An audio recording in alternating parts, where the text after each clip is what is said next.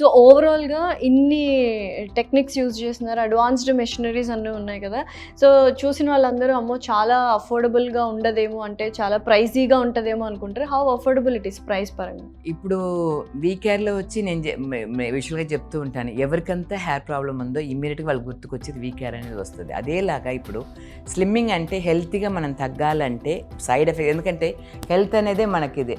అందరూ ఏం చెప్తారు, హెల్త్ ఈజ్ వెల్త్ అంటారు. సో మనం ఎంతదా వెల్తీగా ఉంటే కూడా హెల్త్ని కొనుక్కొని అవ్వదు, అది ఆటోమేటిక్గా రావాలి. అలానేటప్పటికి మనం సైంటిఫిక్గా ఇస్తున్నాం, అయితే అందరికి అందుబాటులో ఉండేలాగానే ఇస్తున్నాం.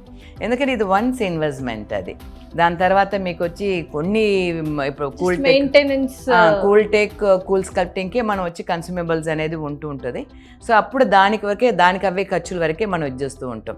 దాని తర్వాత మెయింటెనెన్స్ అనేది ఈజీగానే ఉంటుంది కాబట్టి అందుబాటులోనే ఉంటుంది. సో ఓవరాల్గా ఆడియన్స్కి what do you want to say about వీక్యూరా వెల్నెస్ క్లినిక్? ఎవరైనా వెయిట్ లాస్ అవ్వాలనుకున్న వాళ్ళు, లేకపోతే ఈస్థెటికల్గా వాళ్ళు ఒక మంచి షేప్లో రావాలనుకున్న వాళ్ళకి సైంటిఫిక్గా స్లిమ్మింగ్ ఎలా చేయొచ్చు వీక్యూరాకి వస్తే?